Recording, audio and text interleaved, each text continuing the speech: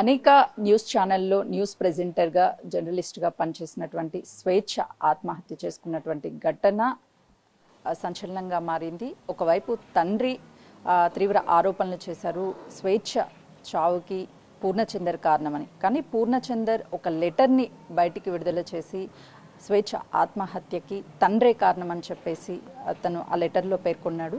అసలు ఏంటి పూర్ణచందర్కి అదేవిధంగా స్వేచ్ఛ తండ్రికి ఉన్నటువంటి వేరియేషన్ ఏంటి అంటే, తను ఒక వర్షన్ చెప్తుంటే తండ్రి ఒక వర్షన్ చెప్తున్నాడు. పూర్ణచందర్ అసలు పరిచయమేనా, స్వేచ్ఛ ఎప్పుడైనా తన గురించి తండ్రితో డిస్కషన్ చేసిందా, ఈ విషయాలన్నింటి గురించి అడుగుదాము. పూర్ణచందర్ ఒక లెటర్ని విడుదల చేస్తూ అందులో కీలక ఆరోపణలు చేశాడు. 2 సంవత్సరాలకి ఒకసారి తీసుకొచ్చి వ్యక్తిని నా అల్లుడు అంటే నా పరువు పోతుంది అని చెప్పి తీవ్రంగా అవమానించాడు అని చెప్పి చెప్తున్నారు. మీరు అసలు మాట్లాడారా స్వేచ్ఛతో ఆ విధంగా? 26 నాడు మధ్యాహ్నం నా కూతురు స్వేచ్ఛ నాకు ఫోన్ చేసింది. నాన్న, నేను పూర్ణచంద్రతో విడిపోతున్నా, నువ్వు వచ్చి మాట్లాడాలా, ఆయన కూడా నీతో మాట్లాడతాడంట అనని ఫోన్ తీసుకోండి, ఆయన కూడా నీతో మాట్లాడతాడట, నువ్వు ఫోన్లో మాట్లాడు అని అన్నది. నేను ఫోన్లో మాట్లాడాను. ఇప్పుడు నేను ఒక మీటింగ్లో ఉన్నా, మీటింగ్ అయిన తర్వాత నేను వెంటనే వచ్చేస్తా అమ్మ అని చెప్పి ఒక 5-10 నిమిషాలకే మళ్ళీ ఒకసారి ఫోన్ చేసింది. లేదు నాన్న, నువ్వు తొందరగానే వెంటనే రావాలా, నేను ఇది డ్యూటీకి వెళ్తున్నా, పూర్ణచందర్ ఉంటాడు, ఆయనతో నువ్వు మాట్లాడు అని నాకు చెప్పింది. చెప్తే నేనన్నా, లేదమ్మా, నేను ఒక్కొనితో మాట్లాడను, నువ్వు ఉండాలా, ఫస్ట్ నేను నీతో మాట్లాడతా, నా కూతురుగా నువ్వేం షేర్ చేసుకుంటున్నావు అనేది నాకు ముందు అది కావాలా, అందుకంటే నువ్వు వెళ్ళకు డ్యూటీకి, నేను వస్తాను, వెంటనే వచ్చేస్తా అని చెప్పిన. ఇక పూర్ణ మాట్లాడతాడట అని ఆమె ఫోన్ పూర్ణకి ఇచ్చింది. ఇస్తే ఇది సార్, కొన్ని విషయాలు మీతో మాట్లాడేది ఉంది, మేమిద్దరం విడిపోతున్నాము, ఆ విషయం మీతో మాట్లాడాలా అని చెప్పిండు. ఫోన్ కూతురికి ఇచ్చేసినాం. ఇక నేను వెంటనే బయలుదేరి వెళ్ళిన. ఇంటికి వెళ్ళగానే ఏంటంటే కూతురు ఉన్నది, పూర్ణచందర్ ఉన్నాడు, పూర్ణచందర్ వెంట ఆయన ఫ్రెండ్ అంటే ఎవరో ఒక అతను ఉన్నాడు. నేను ముందు కూతురుతోని మాట్లాడిన. వీళ్ళు బయట ఉన్నారు, కూతురు లోపల ఉన్నది. కూతురుతో ఏమమ్మా మరి ఏంటి విషయం ఏంటిది అని అంటే, లేదు నాన్న, మేము ఇక విడిపోవాలని నిర్ణయం చేసుకున్నాము, మరి నువ్వు మళ్ళీ అక్కడ ఆయనతో మాట్లాడేటప్పుడు మాత్రం మళ్ళీ మా ఇద్దరిని కలిపే మాట మాట్లాడద్దు, నువ్వు ఇది నేను నీకు చాలా గట్టిగా చెప్తున్నా నాన్న అని అన్నది. సరేనమ్మా మంచిది అని చెప్పిన. బయటకు వచ్చిన తర్వాత బయట కూర్చున్నాము, పూర్ణచందర్, నేను, తర్వాత ఆయన ఫ్రెండు ఉన్నాడు, ముగ్గురం ఉన్నాము. మళ్ళీ మా కూతురు కూడా వచ్చేసింది, ఆమె కూడా కూర్చున్నది. ఈ కూర్చున్న తర్వాత ఇక పూర్ణచందర్ మొదలుపెట్టిండు. సార్, మేము 5 సంవత్సరాల నుండి కలిసి ఉంటున్నాము, కలిసి జీవిస్తున్నాము, అయితే మాకు మధ్యలో కొన్ని మనస్పర్ధలు వస్తున్నాయి. వచ్చినప్పటికీ కూడా నేను మేనేజ్ చేసుకుంటున్నా. నా ఇంట్లో చాలా ఒత్తిడి ఉన్నది నాకు. వాళ్ళ ఇంటి వాళ్ళు నన్ను వేధిస్తున్నారు, మా బంధువులు ఇంటి వాళ్ళందరూ వేధిస్తున్నారు. మా అత్తగారు వాళ్ళు వచ్చి నన్ను కొట్టినా నేను భరించిన. నేను ఆమె సోషల్ మీడియాలో భర్తానని పెట్టుకుంది. ఆ పెట్టుకున్న తర్వాత నాకు అనేకంగా ఫోన్లు వచ్చినాయి, లెక్కలేనన్ని ఫోన్లు వచ్చినాయి. అన్నిటినీ కూడా నేను భరిస్తూ ఉన్నా. అయినా కూడా అప్పుడప్పుడు మధ్యలో నన్ను వేధిస్తున్నది, ఇది అని పెళ్లి చేసుకోమంటుంది అని మాట్లాడిండు. అది మాట్లాడిన తర్వాత నేను అన్నాను, సరే ఇక మేము కలిసి ఉండలేము అంటే అది మీ ఇష్టం అని చెప్పిన. ఇవన్నీ చెప్పిన తర్వాత నేను ఆయన అన్నా, ఏంటయ్యా నీ జీవితం ఏంటిది, నీకు భార్య పిల్లలు ఉన్నారు, నువ్వు ప్రేమించి పెళ్లి చేసుకున్నావు, 2 పిల్లలు ఉన్నారు, ఇటువంటి ఆయన నాకు ఇంకేం చెప్పిండంటే, నేను రాజకీయ నాయకుడిని, నేను కాబోయే ఎమ్మెల్యేను, నాకు ఇవన్నీ నాకు ఇబ్బందికరంగా ఉన్నాయి అని చెప్పిండు.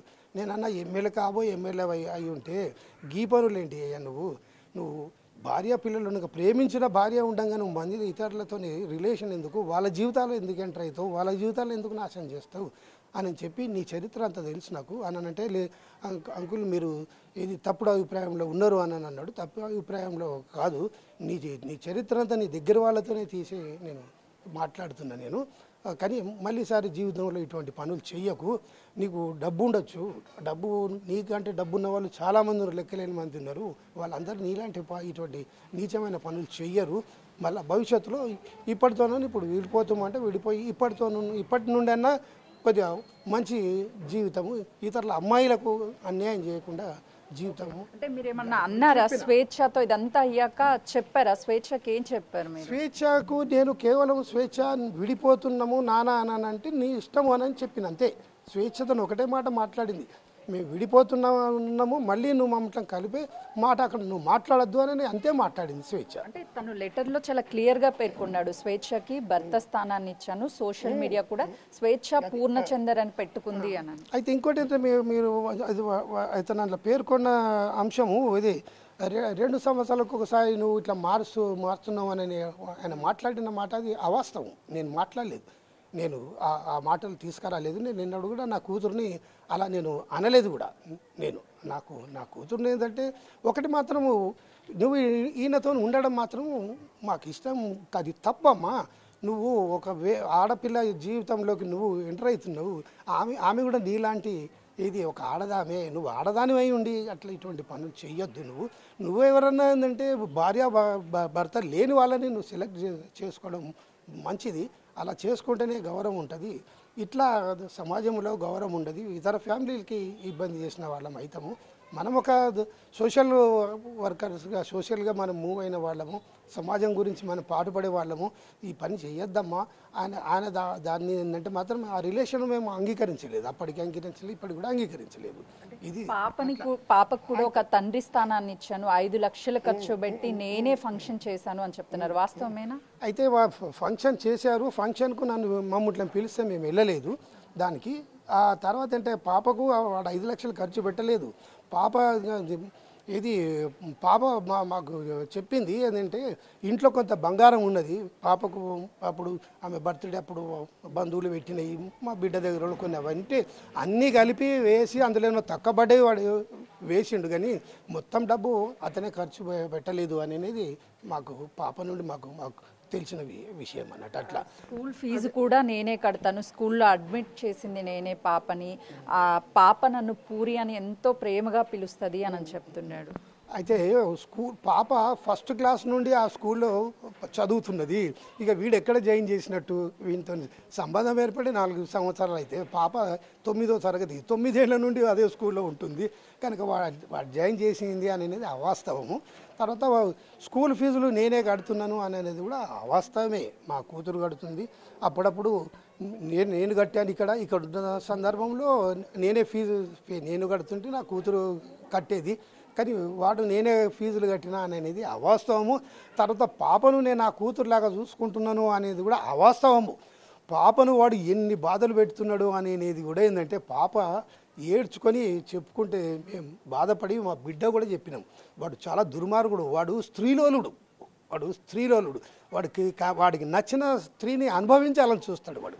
అట్లా వాడు మా పాప జీవితంలోకి ఎంటర్ కావడం కాదు, మా పాప జీవితం కంటే ముందు వాడు ఎంతోమంది అమ్మాయిలను వాడు కల్చరల్ ప్రోగ్రామ్ వాడు ఇన్ఛార్జిగా ఉంటూ న్యూస్లో పాటలు పాడడానికి వచ్చిన వీడియోలకు వచ్చిన అమ్మాయిలతో ఏంటంటే వాడు అసభ్యంగా ప్రవర్తించిన ఘటనలు ఎన్నో కోకొల్లలు ఉన్నాయి. మా పాపను కూడా వాడు మ్యాచ్యూర్ అయిన తర్వాత ఏంటంటే వాడి ప్రవర్తన బాగలేకుండా ఉంటే పాప చెప్పుకొని ఏడ్చింది. మాకు చెప్పుకొని ఏడిస్తే మేము చాలా బాధపడుతూ ఏంటంటే వీడు ఏ సందర్భంలో ఏమన్నా పాపను కూడా ఏమన్నా చేస్తాడేమో అనేది కూడా మేము భయాందోళనతోనే ఉన్నాము.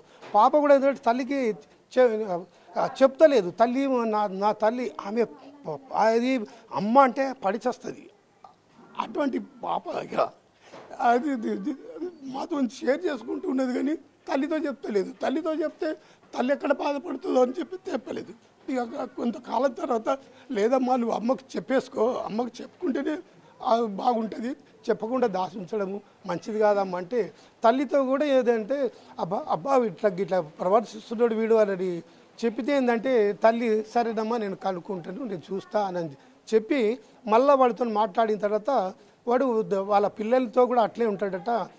అనేసి చెప్పిండు అమ్మ అని చెప్పేసి ఈమె సర్ది చెప్పిన తర్వాత కూడా నా కూతురు కొంచెం జాగ్రత్త పడడం మొదలుపెట్టింది. తను చేసినటువంటి ఇంకొక వ్యాఖ్య, ప్రేమని పంచలేదు కన్న తల్లి తండ్రి, 6 నెలల్లోనే వదిలేశారు, ఆ ప్రేమ లేక డిప్రెషన్లోకి వెళ్ళిపోయింది, ఆ ప్రేమను నేను అందించాను అని చెప్పి. ఏ కన్న తల్లి తండ్రి కూడా కడుపును పెట్టిన బిడ్డకు ప్రేమ చూపించకుండా అయితే ఉండరు కదా. లేదు, ఉండరు. అంటే మేము ఇద్దరము జనశక్తి పార్టీలో మేము ఫుల్ టైమర్స్గా పనిచేశాము. నేను 1972లో ఇంజనీరింగ్లో చేరాను. 73 నుండి నేను జార్జ్ రెడ్డి మరణంతో నేను వాటికి ఆ భావాలకు ఆకర్షితుడనయ్యాను.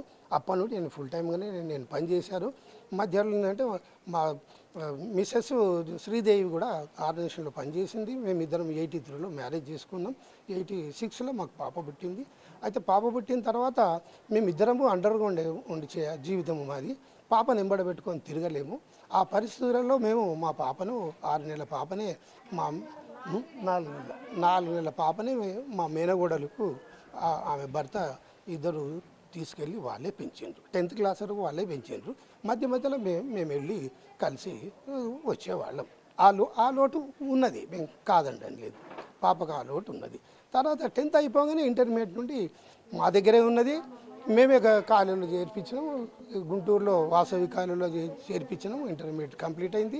డిగ్రీ ఇక్కడ మా దగ్గరనే ఉంటూ డిగ్రీ ఇక్కడ కోటి ఉమెన్స్ కాలేజీలో డిగ్రీ పూర్తి రాశారు. అందులో డిప్రెషన్లోకి వెళ్ళింది కంప్లీట్గా, తన మానసిక పరిస్థితి కూడా బాగోలేదు, తనని హాస్పిటల్లో చూపిస్తున్నాను ఎప్పటికప్పుడు అని అన్నారు. ఎప్పుడైనా మీకు అలా కనిపించిందా స్వేచ్ఛ? మాకు అంటే ఆరోగ్య కారణాలు అందరికీ ఉంటాయి. అప్పుడప్పుడు ఆరోగ్యం బాగులేకుండా ఉండింటే పోయి ట్రీట్మెంట్ తీసుకుంటే డిప్రెషన్ అనేది లేదు, అంతా డిప్రెషన్లోకి లేదు. అయితే వీడు నాకు మొన్న 26th నాడు చెప్పేటప్పుడు వాడు నాకేం చెప్పాడు, 5 సంవత్సరాల మా రిలేషన్ ఉన్నది, నేను ఆమెను 3 సంవత్సరాలు వెంటబడి నేను ఆమెను ఒప్పించుకున్నా, ఆమె అంటే నాకు చాలా ప్రేమ అని మాట్లాడిండు. 3 సంవత్సరాలు వెంటబడి ఒప్పించుకున్నాను అన్నాడు. నాకు పిచ్చి అని, ఆమె అంటే నాకు పిచ్చి అని అన్నాడు.